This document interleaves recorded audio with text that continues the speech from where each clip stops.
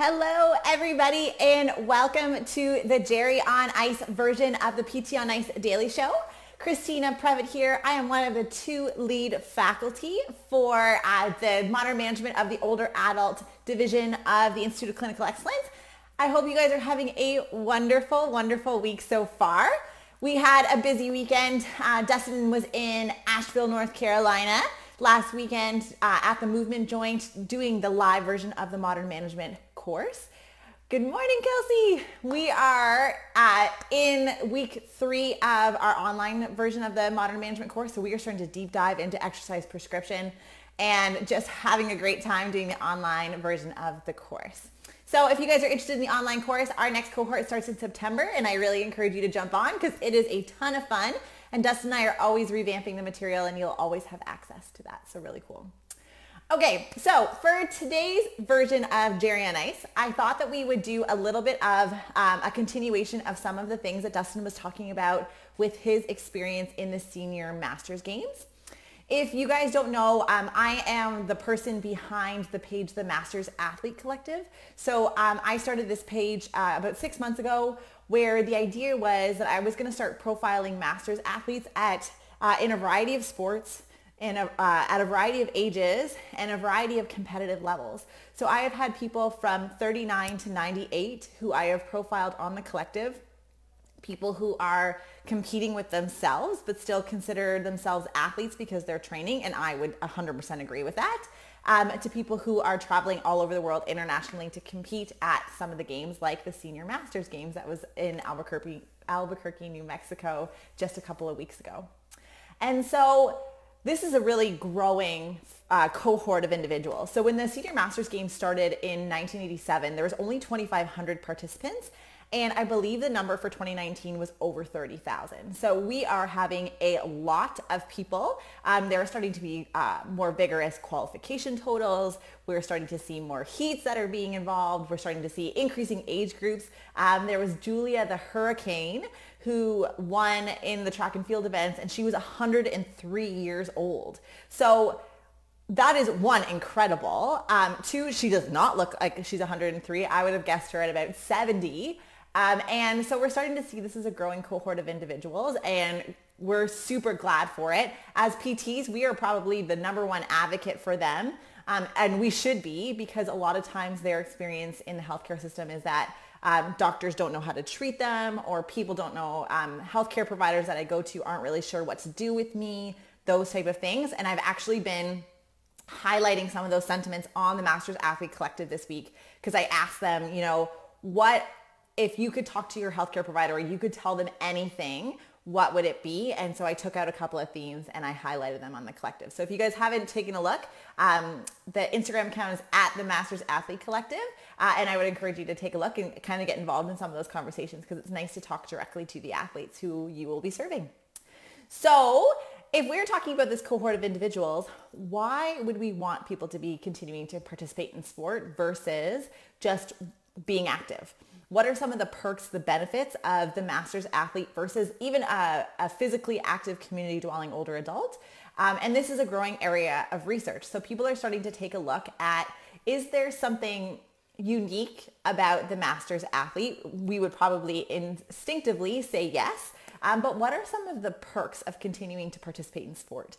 So in 2017, Jenkins and colleagues did a systematic review of qualitative studies. So they interviewed the Masters athletes and started to identify themes that they spoke about regarding their ability to continue to participate in sport and what that did for them and their ability to age in a way and along a trajectory that was most beneficial for them.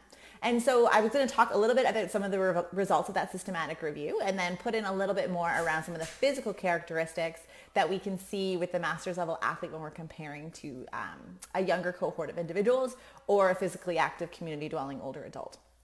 And so some of the pros is that people who are a Masters athlete feel like they are contributing very positively or begin to think very positively about their age.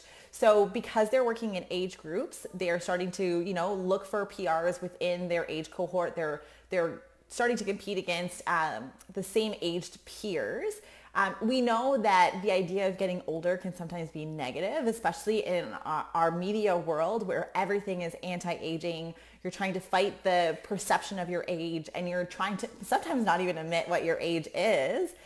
People who are in the masters athlete category tend to not be as worried about, trying to get older. Like, it's not a bad thing to get older. They embrace their age because they're working and competing against individuals in that same age category. And a lot of times when I'm doing the profiles for the masters athlete, they want to tell me about their birthday coming up. They'll say like, I'm 48, but I have a birthday next month and I'm 49. And I often see some of my other clients, they do not want to admit what their age is.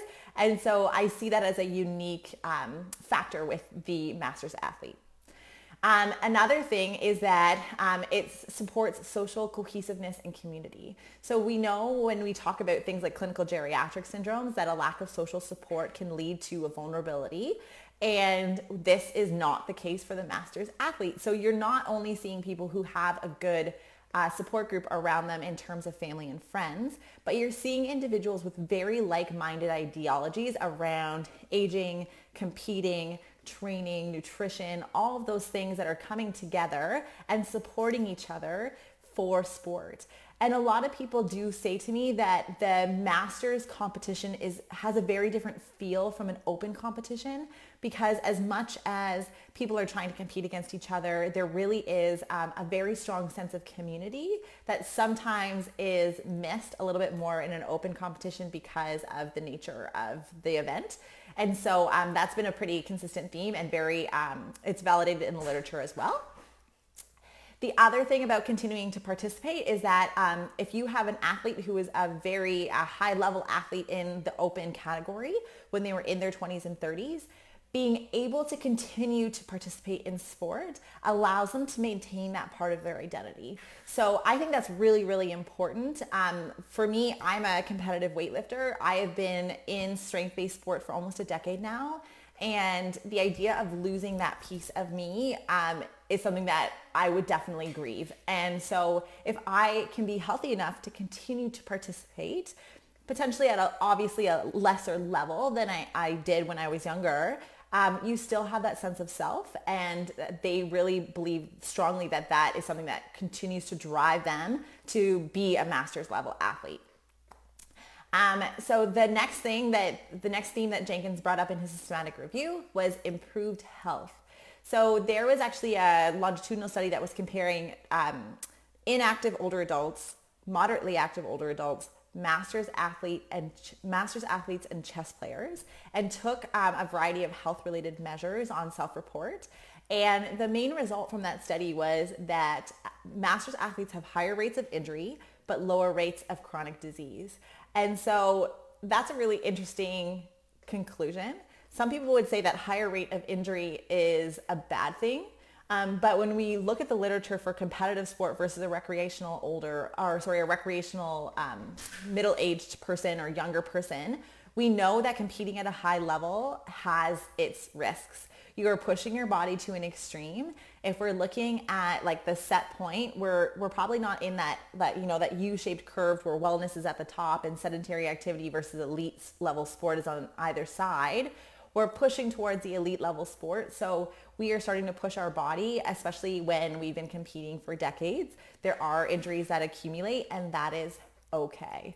And so often my masters athletes will say, we're going to continue training despite injury. We're going to be looking for healthcare providers who are going to allow us to continue to participate at the level that we wish to for as long as possible, of course, within reason.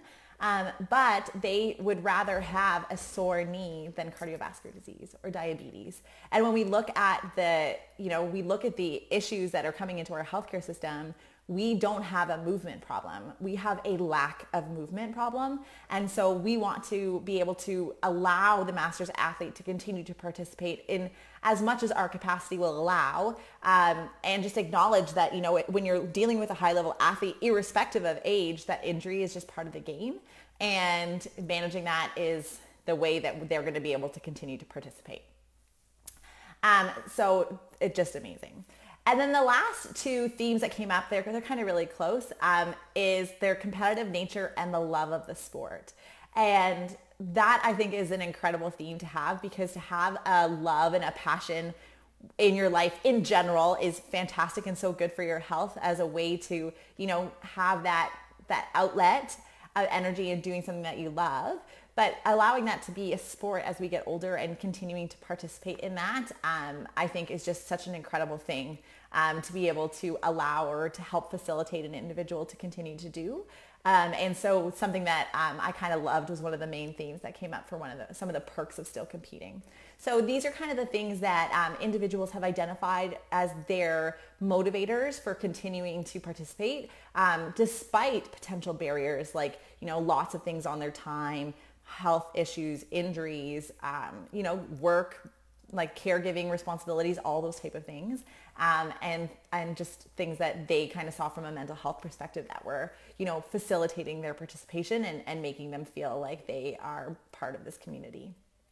So what about some of the physiological factors? So we know that there's a lot of good in terms of being in a group and the social support, and how that participating in sport, especially one that you love, is going to be very good for your overall sense of well-being. But what we're also seeing in the literature is that there's a lot of physical benefits from continuing to participate in sport. So one thing is that, especially for the strength or power-based athlete, that they're maintaining their muscle mass. They have a lot higher baseline muscle mass, even though their rate of decline, especially after the age of 70, the slope of that line appears to be the same. Their starting point is so much higher. So they saw that masters level athletes were able to maintain significantly more muscle and had significantly less fat. So overall better body composition than the sedentary older adults. And some of that was kind of what Dustin mentioned last week with Becca Georgery's stuff, where, she's doing this SAFE exam, or so the seniors athlete fitness exam, because the master's level athletes are just blowing your normative data out of the water. And so how are we going to kind of get an idea of where their deficits lie when their demands on their body are so much higher than somebody who potentially wasn't participating in sport? And so where do we kind of to get that line? Like, well, how do we continue to progress them? And so they have an increased resiliency, an increase of reserve that we need to respect and be able to treat appropriately. And then the second type of physical benefit that they're going to maintain is their aerobic capacity. So what we see with the master's level athlete is that older adults who are in endurance sports, who are continuing to train and participate in sport, can be compared from a cardiovascular health perspective to the sedentary younger person. So could you imagine doing a stress test and you are 70 and you are just crushing the 25-year-old beside you? And that is not unrealistic. That is what we are seeing in the literature when we're comparing the groups that are often getting compared when we're looking at cardiovascular health outcomes and aerobic capacity outcomes when we're looking at the master's level athlete, is that we're comparing a master's level athlete between 60 and 70 who has participated. Usually they look for a long history of training, which is fair. You don't want a significant deconditioning effect, to a collegiate level athlete who is younger in their sport, the community dwelling older adults, so to compare across age, the collegiate level athlete we're comparing across training, and then the sedentary younger person to compare collegiate to young. And so what we're starting to see in those four groups is that obviously the master's level athlete from an aerobic perspective is surpassing the community dwelling older adults. The collegiate level athlete is surpassing the master's level. So we are going to see some decline in aerobic capacity as we get older. That's an expectation. We're seeing a decrease in redundancy across all of our organ systems. That just makes sense. But we're starting to see that there is no statistically significant difference between the younger sedentary person and the master's level athlete. And so we are able to maintain so much from a cardiovascular perspective as we get older. And the idea behind the losses is that we're going to see a decrease in max heart rate, a decrease in stroke volume, which is going to relate to a decrease in VO2 max as we get older. But our lactate threshold exercise economy apparently remains the same. And so some of that is physiological responses to changes in age and lack of reserve and redundancy in the cardiovascular system. And then a secondary piece to that is that usually as we get older, the amount of training volume and intensity that we're able to recover from decreases. And therefore we have to just go appropriately. We have to kind of cater our programming appropriately so that the person that we're working with as a coach or as a therapist is going to be able to recover in between events so that we're not kind of overtraining, overreaching, and leading to more debilitating injury. So what we're seeing is that there was no difference in VO2 max between masters endurance runners and young sedentary controls. And so from an overall perspective in terms of continuing to compete in sport, I don't mean that over the age of 40 you should be trying to make it to the Pan Am Games. Like, if that is your goal, that is amazing, and I'm going to facilitate that. But even healthy local recreational competition that could be with your girlfriend while you're training for a half marathon, or, you know, going into a club or something like that that has different levels, I think there's a big benefit to that. You know, there's the accountability, the social cohesiveness, all those things that happen at any age. But as we get over the age of 40, we need that push a little bit too, just like we did when we were 20, and that doesn't change with age. And so one of the things that I just love about working with a master's level athlete is they've kind of gone into that mental space around, you know, this is what they need, this is what they love, and this is what they're going to continue to do. And so the literature, one, is supporting that, and two, we're seeing that, you know, the most records that are being broken are in the 50 plus age categories across multiple sports. And that's because we're starting to see more and more people continue to participate and compete, whether it's with themselves or against athletes from all over the world. So I think that's pretty incredible. All right. So I hope you guys enjoyed that. I haven't kind of jumped on here and talked about the Masters athlete in a while, and it's something that I geek out over, something that I really love. I would love if you guys followed along with the Masters Athlete Collective. That is a passion project of mine that I really enjoy doing. And so if you guys have any other questions, if you want any of the citations that I mentioned today, just tag me in the comments below. So sometimes there's so much going on in the ICE page that I lose you guys commenting on these videos. So tag me, and I will see you all in a couple weeks. I hope you guys have a wonderful, I don't know if it's, so I'm in Canada, so this is our long weekend for July 1st. That's Canada Day. I know you guys have July 4th, but I don't know if you guys get the weekend off or just the day, but enjoy whatever time you get off. I seem like such a Canadian, but enjoy the weather, enjoy the sun, and I hope you guys get outside, and we'll see you soon. Bye.